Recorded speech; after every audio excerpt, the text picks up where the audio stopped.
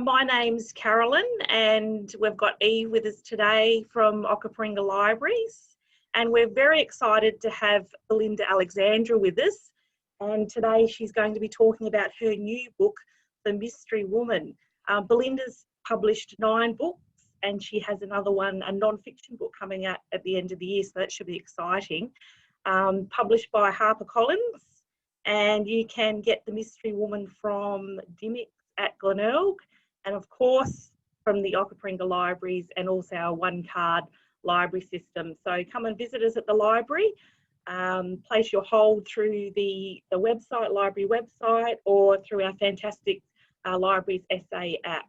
But Belinda has written very many books, and they're all very good reads. I've just read The Mystery Woman and I've absolutely loved it. So yeah, and if you're new to attending virtually, there's a little question and answer tab down at the bottom of your screen. So if you have questions throughout the morning for Belinda, pop them in there, and Eve will be able to sort those out for you. So sit back and relax. Now, Belinda, welcome. It's really exciting to have you here. So tell us about The Mystery Woman. Yeah, well, hello everyone. Firstly, I just want to say how nice it is to be speaking to my readers in South Australia. You know, I don't always get a chance to travel there when a book comes out, and now I'm traveling to you virtually. So it's very, very exciting. Well, my new book, The Mystery Woman, is a bit of a change of direction for me, and I'll explain that in a moment. But it's a story, it's set in 1952 in a remote coastal village on the New South Wales south coast. Rebecca Wood is fleeing a scandal in Sydney, and she goes to this town to be the postmistress. But everything is not quite as it seems in this tiny whaling town.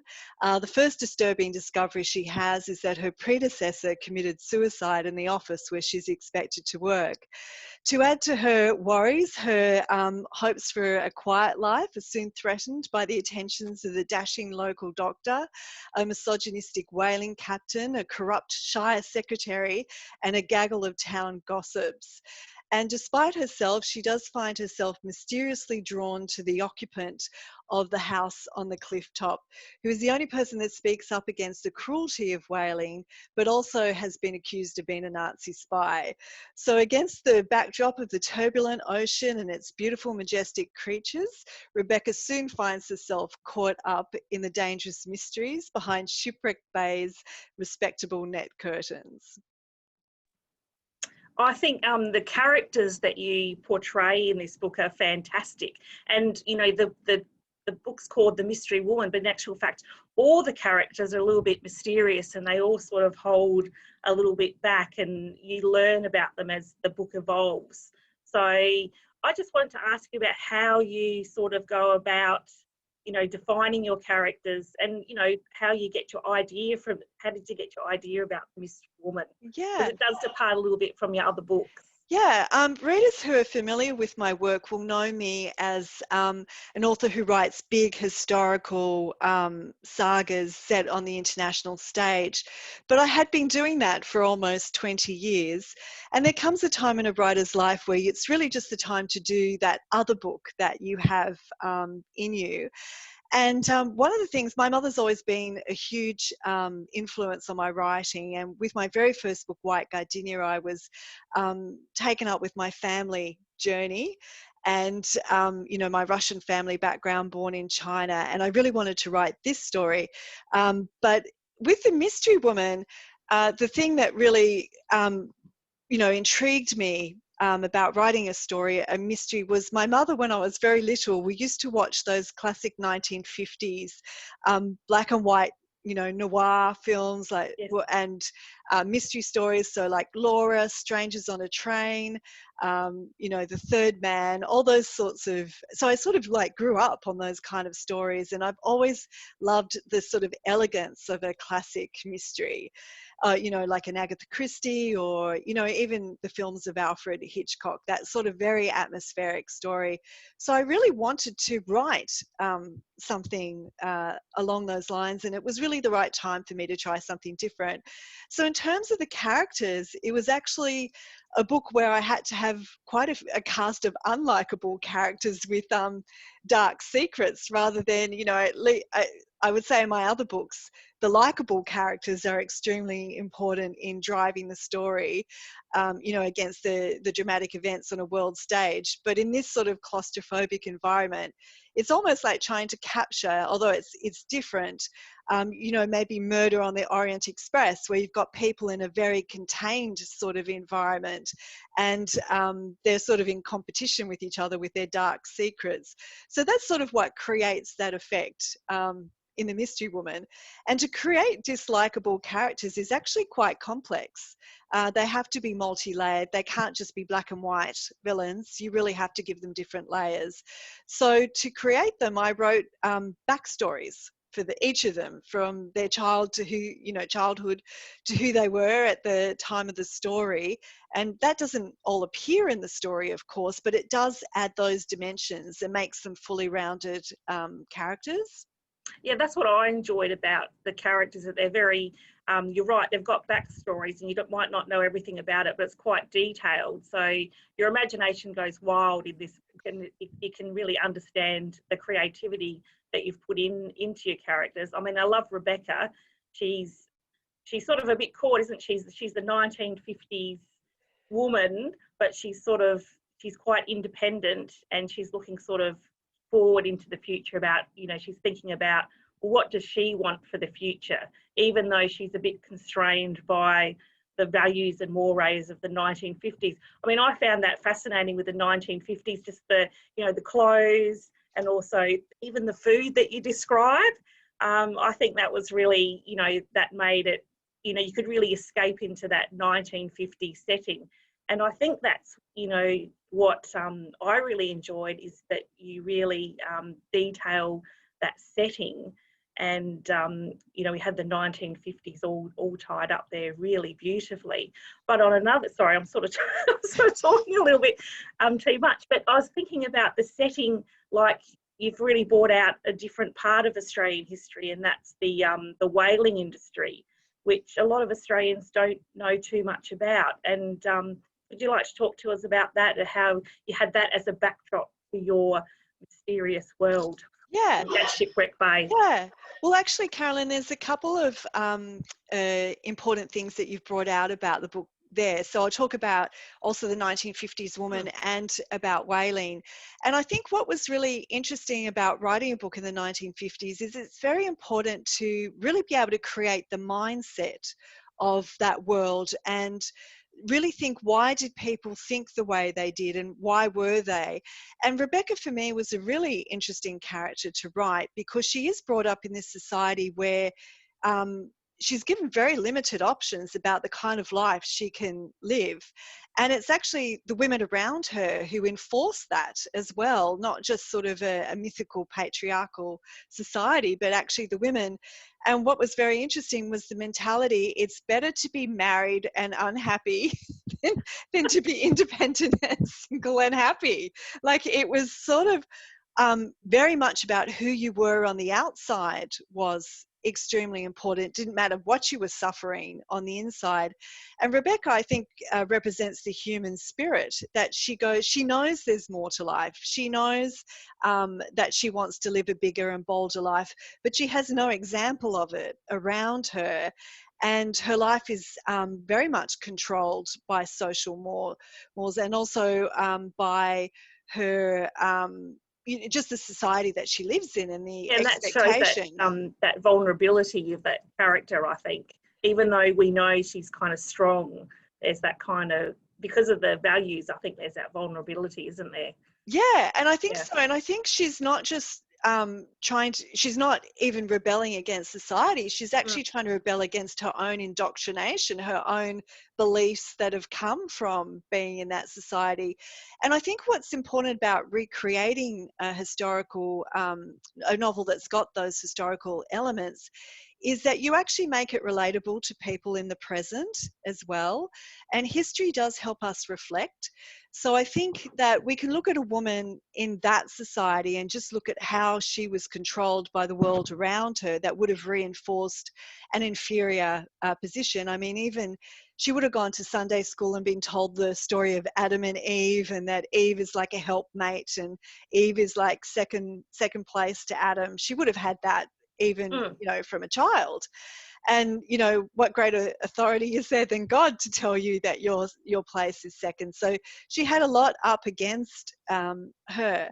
But I think it helps us reflect on, you know, are we doing things today where we are just accepting things because society is telling us these things, and yet it really doesn't lead to our own happiness. And I think a lot of people have found that in terms of what constitutes success in life. We're being told success is big cars and big houses and, you know, all this sort of high lifestyle living. But then you find that really doesn't bring people happiness, and they find, you know, the things that bring them happiness are, you know, reading a book and patting their cat, you know. So, oh, I agree there. Oh, there's one there now. Yeah. Oh, yes, making a special guest appearance. I think there's that element of the 1950s, and I love creating that world. I mean, I love to imagine myself in a world where exotic food was salad and jelly, you know, or bacon and sardine rolls, you know. Yes, that's right. And I did have a friend that I was asking a lot of questions about the 1950s, and she was telling me about how cheese on toothpicks was really, you know, really exotic, you know, catering for, you know, people. And so it was all, you know, locking into that world was really, really interesting. But getting onto the subject of whaling is, a lot of Australians don't know that we had a huge whaling industry, and that it was one of our biggest primary industries. And especially after the Second World War, the Australian government was trying to re-establish it, because it became this almost, on an international scale, even though whales were almost being driven to extinction, no one country wanted to stop. It became almost as competitive as a war between nations. And in fact, Britain was hunting whales with World War II equipment. It was using planes to hunt them. It was using submarine equipment. It was really crazy as they were driving this beautiful animal to the brink of extinction. And I wanted to include that element in the book because I think it sort of reflects the cruelty of the people in the town. And the cruelty of whaling acts as that backdrop to it. And I think that you mentioned the cruelty of the town. Yes, that sort of is a theme that follows all through the book, even right to the end, though that little community doesn't really come out of, they're not really reflective on what's happened. Like with all the things that happen in this fantastic book, they don't really learn much from it, do they, really? No, they need to stick to their little, and that's the other thing when we talk about how society can, you know, constrict people, is that if you have everybody more concerned with how things appear than how things actually are, it becomes quite a sick, inbred kind of society. And what happens in Shipwreck Bay is they're so busy looking respectable that there's so many dark, awful things going on, you know, hidden by that respectability, and they really just can't cope with the idea of it. So you've called your book a modern Australian Gothic romance. So you've just said there that's all dark things happening underneath. So do you want to explain that a little bit more and how it perhaps differs from your other novels? Yeah, look, I think you know, that's the best description I can give of the kind of genre that the book is in. I mean, one of my favourite all-time writers is Daphne du Maurier, and her classic book Rebecca. And the name of the main character in this is just sort of a little respectful nod to her. She's not the Rebecca. I did pick that up because I love Rebecca too, and I thought, oh, she's picked Rebecca as a name, so that was great. Yes, because it sort of, you know, you got that sense of, the mystery and the suspense, I think. Yeah. So she's not the Rebecca of Daphne du No. Maurier's novel, but it was just that sense of saying, you know, I honour the writers that have gone before me that have really used this genre well. And so I really, you know, love that sort of Gothic atmosphere that she creates. Now, people get quite confused about the term Gothic. They tend to associate it with vampires or just the supernatural. And that is sort of a branch of the Gothic, but it's not really what we're talking about when we mean Gothic mainstream. Gothic mainstream means a novel that's got a sort of sinister, suspenseful atmosphere to it. It's usually set in an isolated place. There's a damsel in distress. There's usually a male protagonist who's troubled. Jane Eyre, for example, would be, you know, an example of Gothic romance. And there is that sort of sense that I think that the term pleasurable terror is kind of really perfect for the genre, because it's really the atmosphere that creates that. And why it's a modern one is when we think about Gothic, we usually think about the classic haunted house that you sort of know is haunted or troubled as soon as you see it. But what I thought was scary about Shipwreck Bay is that at first it just looks so normal. It just looks like a normal little town. And for me, that's a lot scarier than something that looks haunted and scary. It's when everything looks normal, but as you probe deeper, it's quite clear that it's not normal. Yes, yeah. It was really funny because I actually lived in a small town, and as I was reading, I thought, oh God, it's exactly right. I went to a country town, and there was, you know, all these people, of course, but it's small, and you really had to. I used to write down when I first got there. I used to write down who was who, not in a terrible kind of way, but just write down who they were and who they were related to. So, and I know you sort of mentioned that in your book when Rebecca arrived. So. I mean, you obviously, you know, your research, like the themes, the setting, the plot, the environment, you really do spend a lot of time on your research. But it must get quite confusing. How do you kind of start out with all that research, and how do you go about it? Oh, frozen.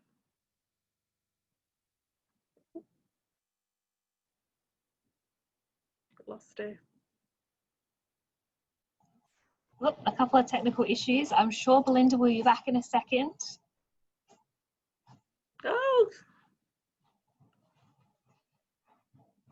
Oh dear, we're really getting into a good conversation there. I know, oh dear.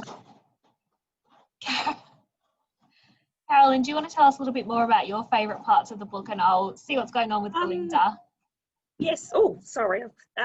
I think the other thing that Belinda does really well is, the settings are really well described. There's a scene where Rebecca goes down to the beach, and just she's you know, being reflective, and just the description of the rock pools and the ocean, because we find out that Rebecca, you know, in her past, she's been a bit frightened of the ocean. But she really does love it. So just those descriptions are really great in the book, and the book really rollicks along. Like I read it in 2 days because I could only get hold of it on Monday when it was published out in the bookshelves. It really rollicks along, and I couldn't put it down. I had a really, you know, great fun time reading it. And as I said to Belinda, I used to read quite a lot of this kind of genre. And I haven't for a while, so I really enjoyed it. It's really great. But even the covers of Belinda's books are, you know, fantastic. They're very atmospheric, just like her writing. So if you do want to read any of Belinda Alexandra's books, please come to our library, give us a ring, use the website, Libraries SA app, and get hold of one of her books, because they really are fantastic. I'm actually reading another one of hers called The Invitation, which was published a couple of years ago, and that I haven't finished it yet. It opens in setting is France. So as I was saying, Belinda really does a lot of work on her research, and I'm really enjoying that too. Just her descriptions are fantastic. As I said, I really do like the description about clothes and fashion. I think, that might be a minor thing to some people, but I really enjoy that kind of setting. Yeah, I love that too, Carolyn. I just spoke to Belinda. Her internet just dropped out for a second. Oh dear. So she says she'll be right back, and she's so sorry, everybody. Oh, good. I'm not the only one that has technical issues. I hope all you attendees out there are sort of getting used to this new world of webinars. So, It's been a learning curve, hasn't it? Yeah. Afterwards, we'll be sending out a survey link. So definitely fill that in for us.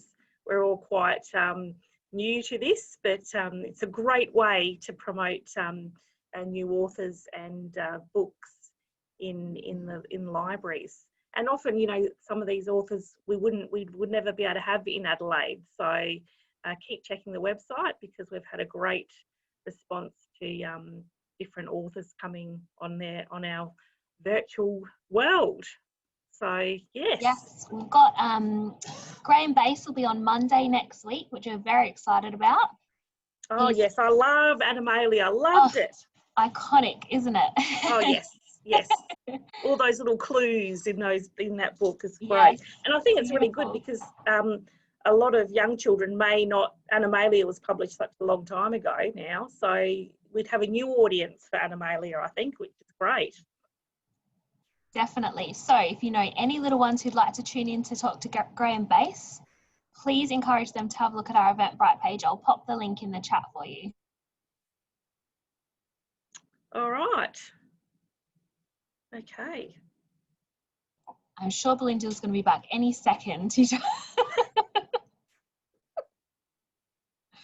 We'll give her maybe another... one of her cats chewed the internet line or something.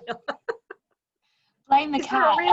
She's got a really great website too, Belinda Alexandra. So sorry, Facebook page. So if you want to check in more with Belinda, definitely check out her Facebook. I'm going to try and talk to her if we have time about. She's a nature lover. She's really into wildlife and protection of our species. And obviously that comes through in her books as well, with the whaling, anti-whaling stance in her book. She's got an animal book coming up, hasn't she, Carolyn? Yes. So she's got a non-fiction book coming out at the end of the year, and it is called, because she's a lover of cats, it's called The Divine Feline, a chick cat lady's guide to woman's best friend. So I think, I'd really like to talk to her about her new book as well, especially given that it's non-fiction. So, because she's written lots of novels, so that's really interesting. Something a bit different for her. Yeah, and I'm just sort of wondering with these, in these COVID times, whether, authors are finding, more time to write and be reflective and creative, or whether it has been a bit of a block. It's, for a lot of us following different hobbies or work or whatever, it's changed us. So it'd be interesting to get her viewpoint on that as well. So yeah, for sure. Now it looks like she's half back. I can see her name's cropped back up, so okay. Hopefully she's not far away.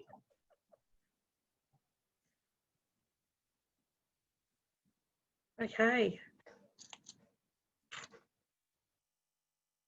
I would like to ask her too what her favourite books are. Well, she mentioned Rebecca. So I think that I might have to read that one as well. That's a lovely one, but I haven't read it for a long time. Yeah, and Alicia in the Q&A did pop a question in and asked if Rebecca was an influence. So there you go, Alicia. Belinda answered your question without even being prompted.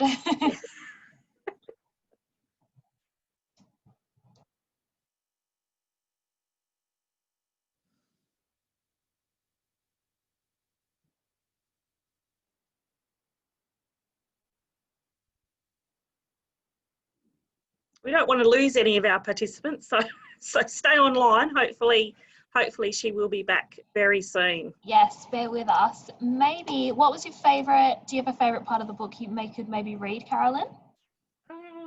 Well, I could maybe just read the beginning of it, if you Yeah, like. get us into it. Okay, all right. Good idea. Okay. The train burst from the tunnel and the bay came into view. Rebecca squeezed her eyes shut before opening them again and twisted the gloves in her lap. She had not expected the scenery to be so magnificent. Mountains, the damp with lily, wild cherry and cabbage tree palms shadowed the town, which was tucked into the elbow of the bay like a babe in the crook of a mother's arm. On the other side of it, flat rock platforms jutted out into the ocean. The sea beyond the bay was vast. It spread to the horizon and shimmered with a spectacular shade of sapphire blue. The surface was calm, but Rebecca knew there was nothing more treacherous than the sea. A fluttery feeling disturbed her stomach and she looked away. It was ironic that she should have been assigned to this coastal town when there were dozens of inland centres equally in need of her services. Perhaps it was fate, perhaps a divine reminder of mistakes made that could never be forgotten. Oh, wonderful. Rebecca. We've got our guest. I'm so sorry. I just have to say to everybody who's listening, aren't these two women just amazing? Like, this is like what happens in show business, and they have just, I've been able to hear them carry on, but I haven't been able to get my picture back up. Now, we just had high winds in Sydney, and a branch just fell on our power line. So just talking about the atmosphere of a Gothic fiction, I myself just have had the supernatural intervene. But thank you so much to the both of you for carrying on. And, you know, I think you'll be legends. And thank you for everyone for sticking around. We didn't lose any viewers. I think we might have gained a few, actually. So that's great. When we were chatting there before, we were talking about how you are a lover of nature and particularly animals. And I know we have something else in common. I loved Snuggle Pot and Cuddle Pie when I was a child as well.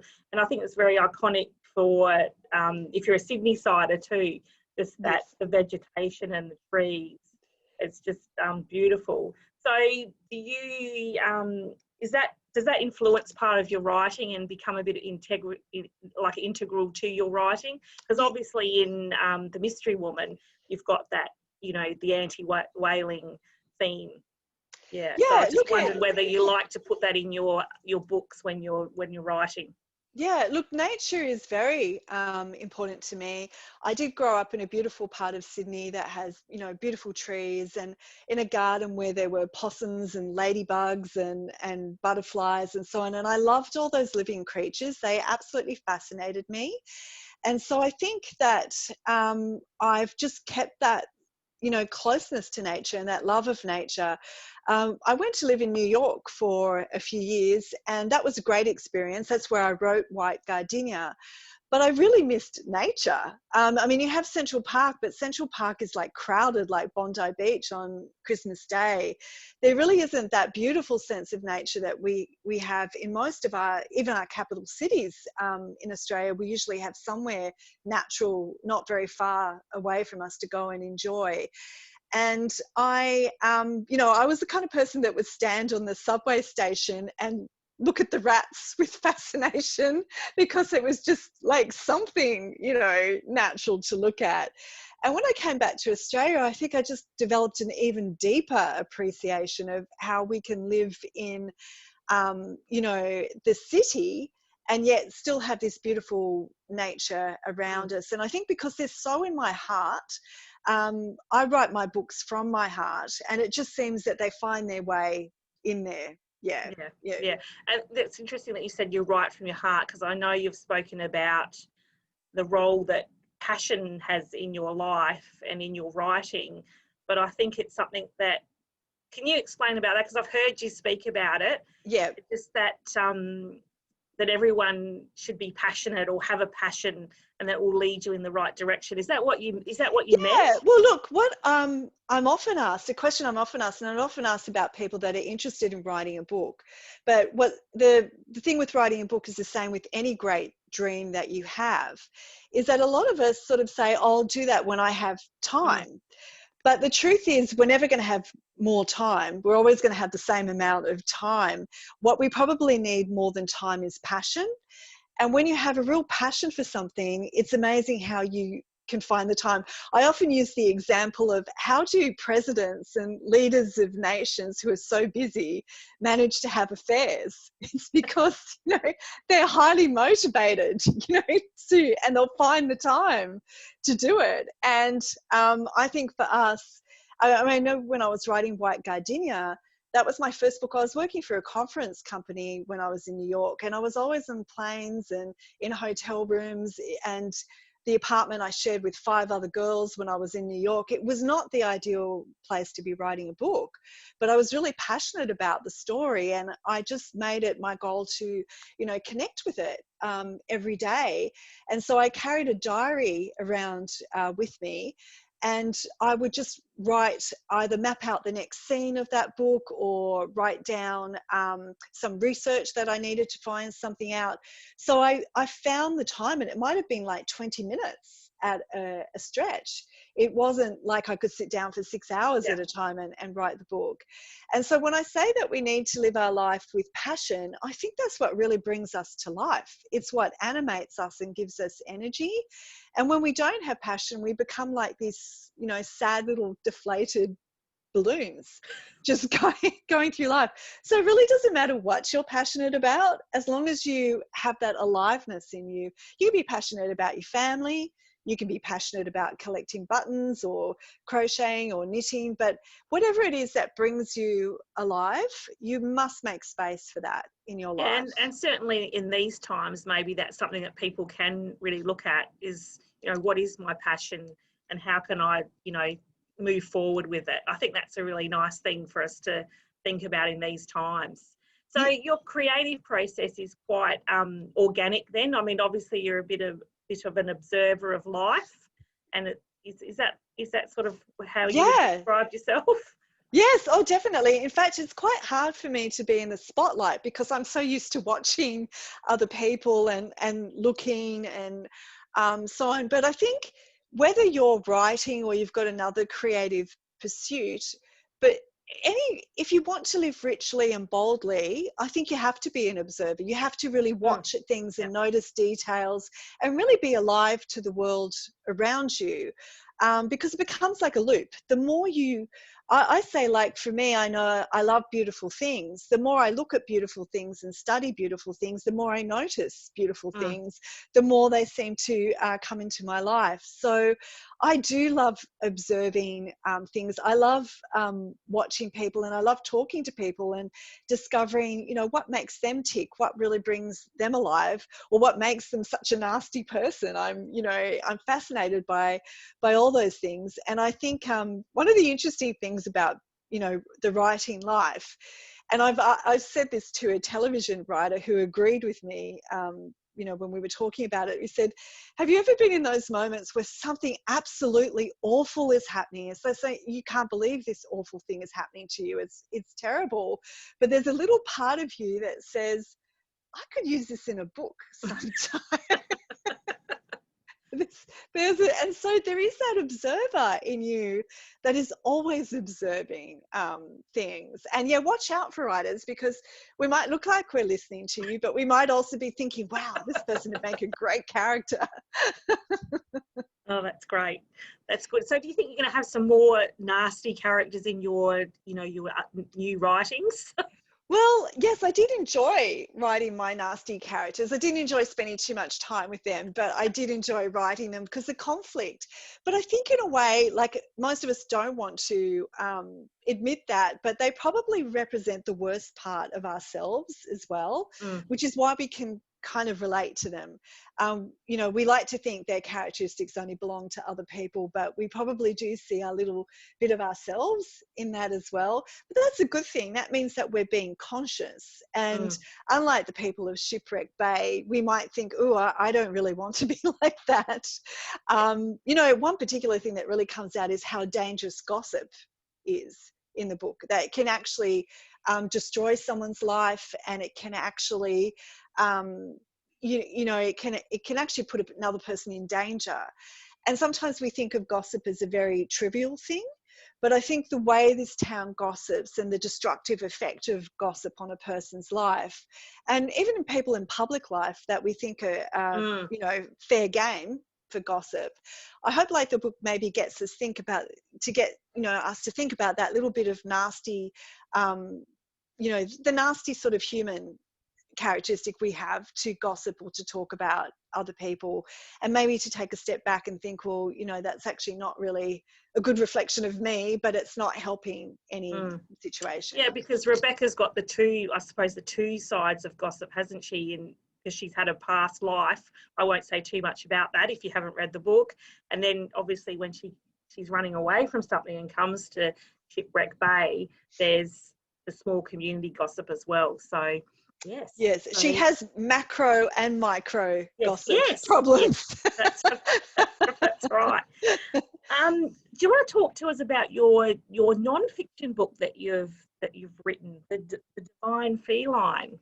Yes, look, the Divine Feline, a chic cat lady's guide to woman's best friend, is actually my first non-fiction book.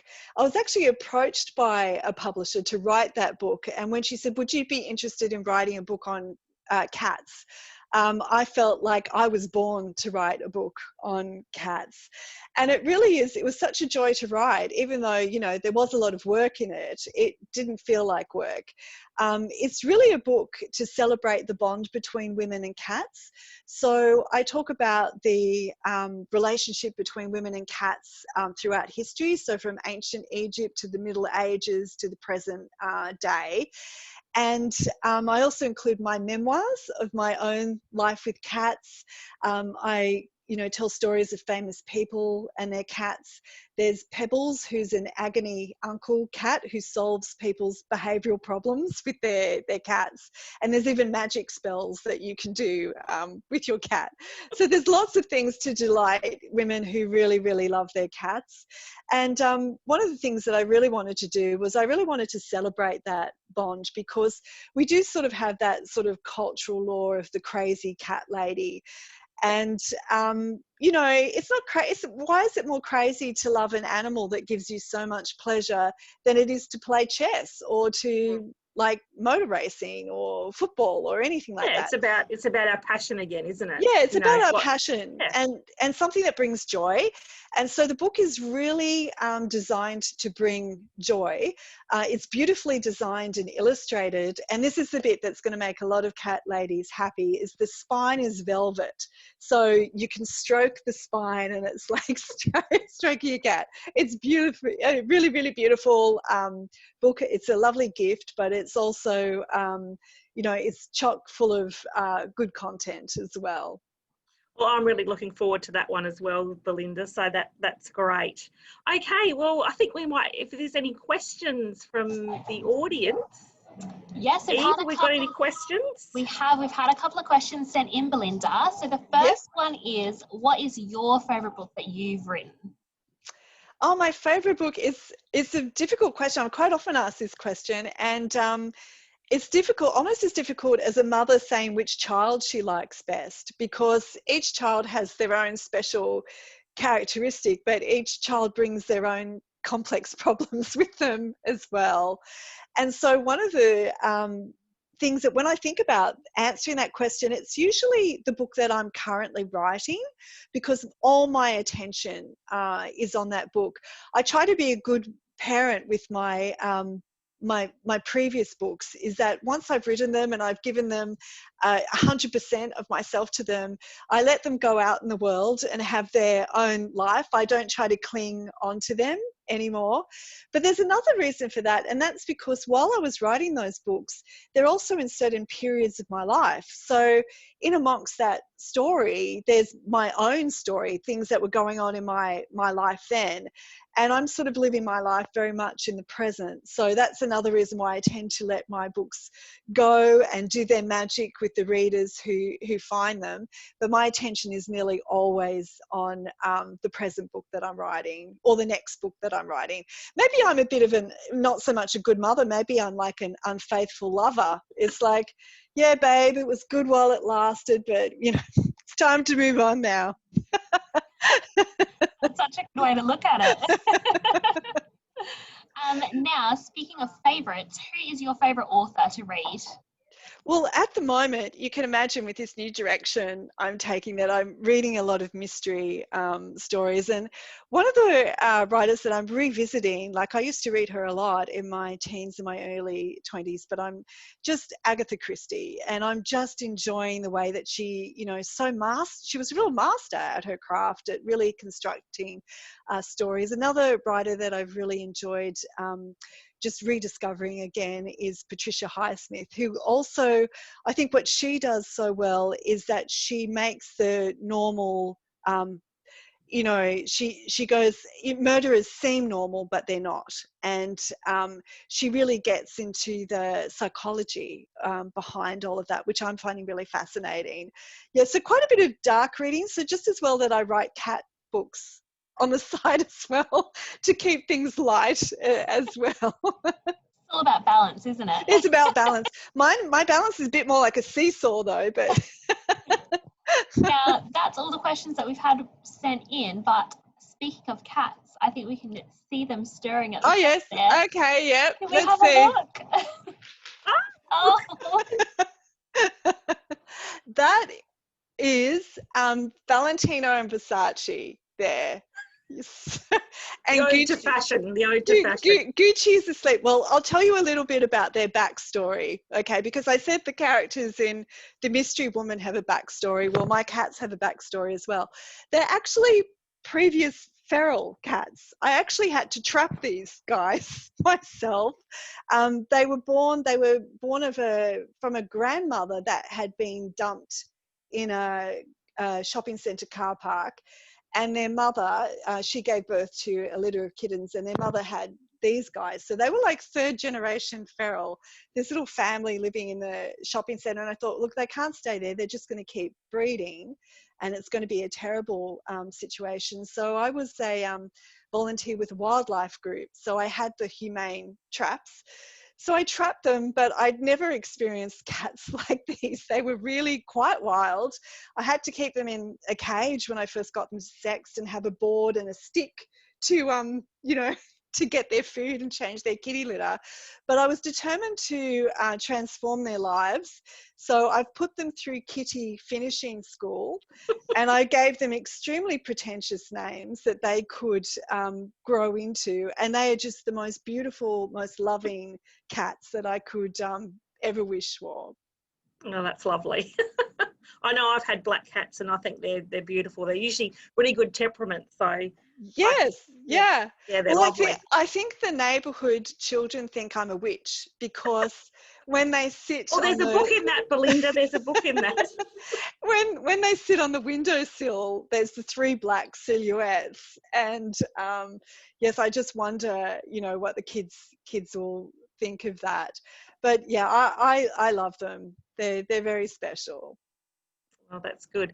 Thank you so much for joining us today. We've had a really fun time, and I hope the audience out there has really enjoyed listening to Belinda and her journey as a writer.